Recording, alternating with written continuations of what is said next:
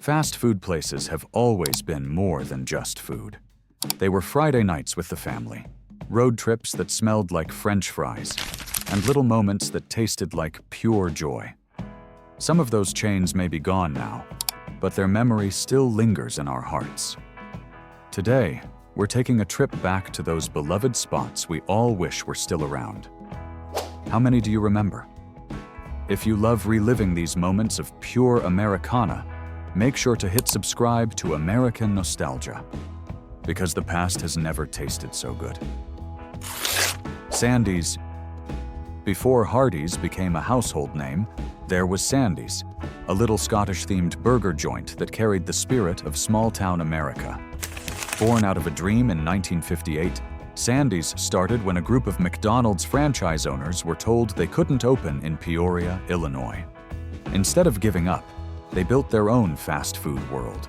Bright plaid signs, friendly service, and hamburgers that cost just a few cents. By the early 70s, there were more than 200 Sandy's restaurants across the Midwest, buzzing with families, teenagers, and road trippers looking for a quick bite. For many, it wasn't just about the food. It was about the feeling of rooting for the underdog. Though lawsuits and corporate battles eventually led Sandy's to fade away, the memory of those cheap burgers and milkshakes still lingers. A reminder of a time when fast food felt local, personal, and full of heart.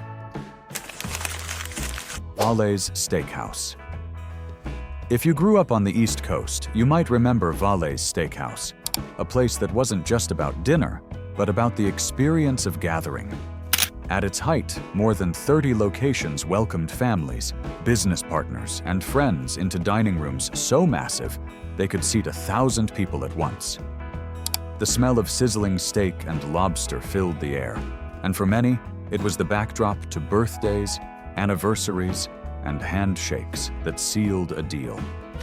Valle's was where middle-class America could feel a touch of luxury without breaking the bank.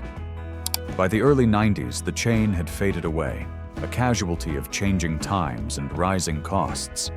But for those who sat around its long tables, sharing surf and turf under the soft glow of chandeliers, the memory of Valle's still feels like a celebration of life's special moments.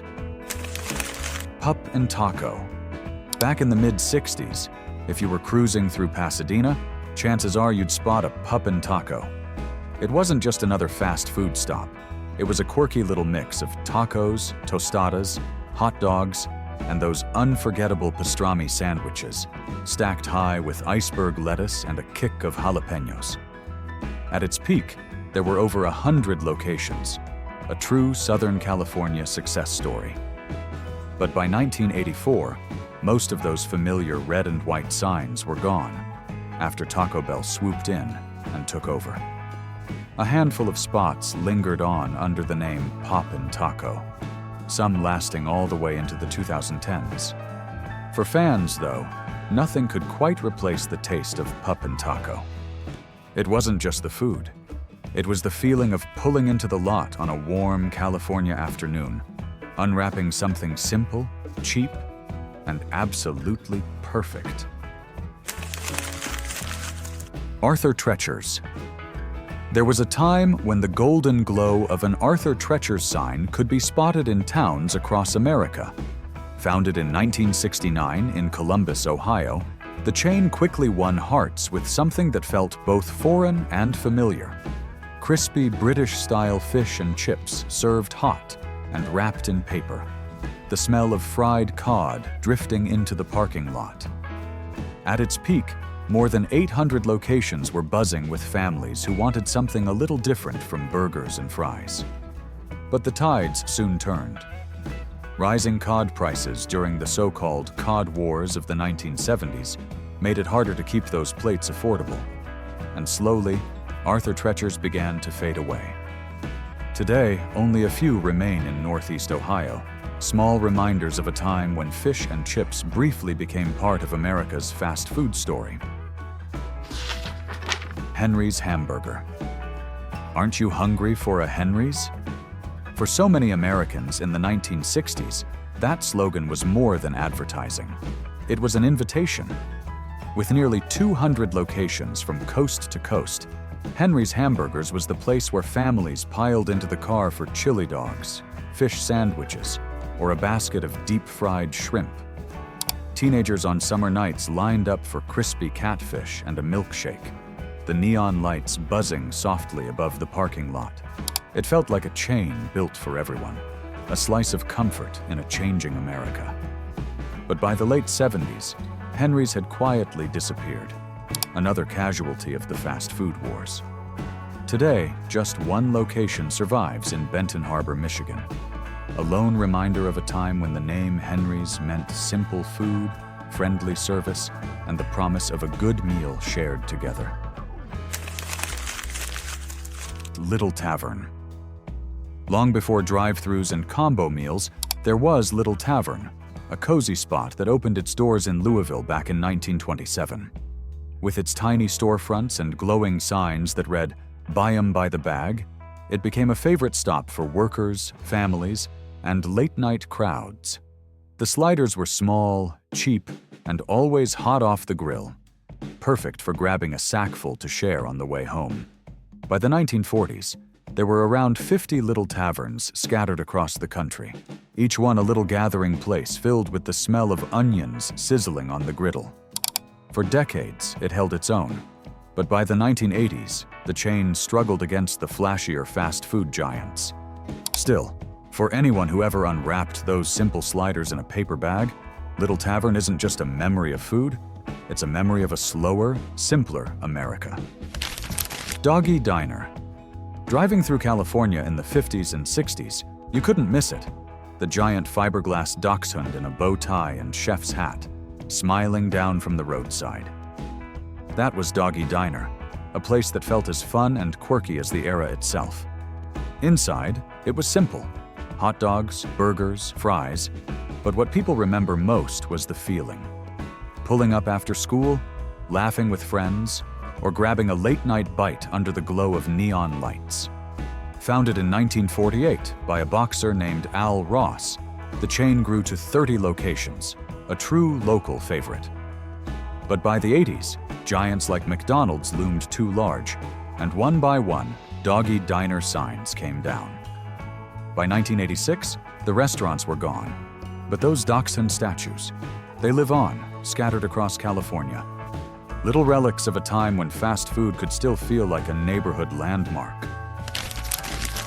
Farrell's Ice Cream Parlor.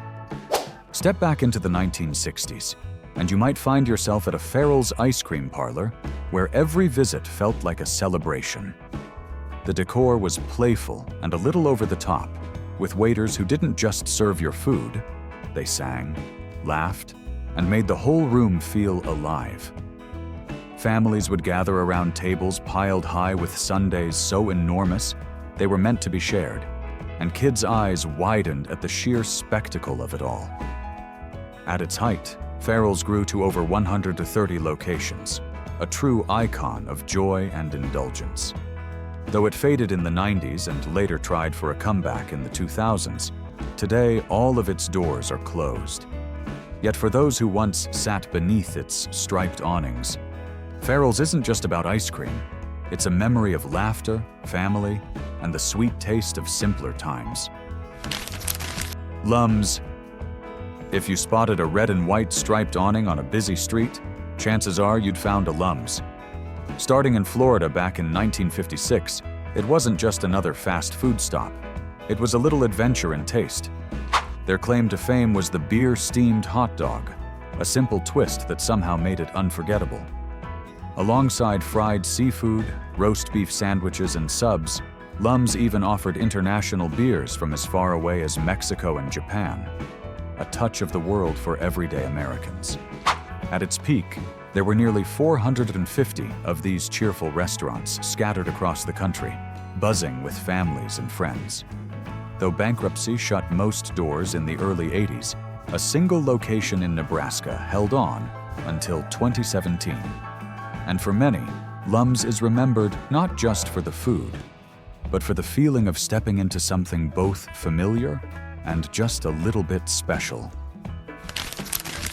Horn and Hardart Automat. Step back to the early 1900s and imagine walking into a Horn and Hardart Automat. Walls lined with gleaming little glass doors, each hiding a sandwich, a slice of pie, or a piece of cake, ready to be yours with the drop of a coin. It felt almost magical, a place where modern invention met everyday hunger. In New York and Philadelphia, there were more than 100 of these bustling automats, filled with office workers, families, and travelers stopping in for a quick meal. And while the food was simple, their fresh drip coffee was legendary, strong, hot, and comforting. For much of the 20th century, the automat wasn't just about eating, it was about being part of a new way of life. By the 1990s, the last doors had closed, but the memory of those shining machines and the community they built still lingers like the aroma of that famous coffee. White Tower. If you grew up in the Midwest, you might remember White Tower, those little burger joints that looked almost identical to White Castle. It all began in Milwaukee back in 1926, and before long, there were more than 200 locations across the country. For just a few coins, you could grab a hamburger, a slice of pie, maybe even a jelly roll or a fruit cocktail. Many of the restaurants sat right by train tracks or trolley lines, the perfect stop for workers on their way home. But as the 1960s rolled in, America's love affair shifted to drive-ins and car culture, and White Tower slowly faded from the spotlight. Still, for those who remember, it wasn't just about the food. It was about a simpler rhythm of life, when a warm burger and a sweet slice of marble cake could make the world feel just right. Howard Johnson's. For so many families, Howard Johnson's was more than a roadside stop. It was part of the journey itself. From its start in Quincy, Massachusetts, the chain grew into more than 1,000 bright orange-roofed restaurants, all serving the same familiar comfort: fried clams, hot dogs, and those incredible ice cream flavors that seemed endless to a child's eyes. In an era when travel by car was booming, you always knew exactly what to expect when you saw that sign. A taste of home wherever the road took you. By the 1990s, though, the chain began to disappear, piece by piece. Yet, for those who remember, the memory of a Howard Johnson's Sunday on a family road trip lingers like a sweet echo of a simpler America. Burger Chef. Long before kids begged their parents for a Happy Meal, there was Burger Chef. Born in Indianapolis in the 1950s, it quickly rose to become McDonald's fiercest rival, with over 1,200 locations at its peak. Families loved it not just for the burgers and fries, but for the way it made eating out feel exciting. Burger Chef was the first to bundle a burger, fries, and a drink into one simple meal deal, and the first to dream up kids' meals complete with toys, an idea that forever changed fast food culture. By the 1980s, a wave of lawsuits and missteps dimmed its golden promise. But for those who grew up with it, Burger Chef remains a symbol of an era when even a simple paper-wrapped burger felt like the future. These restaurants may be gone, but the memories they served up still linger. The taste, the laughter, the moments that defined a simpler time. Now, we'd love to hear from you. Do you remember a fast food chain that disappeared? One you still wish could come back? Or maybe you have a special memory tied to one of these places? Share it in the comments, because your story might just be the same one thousands of others hold close to their hearts. And if you love reliving these slices of Americana, don't forget to hit that subscribe button to join us here at American Nostalgia.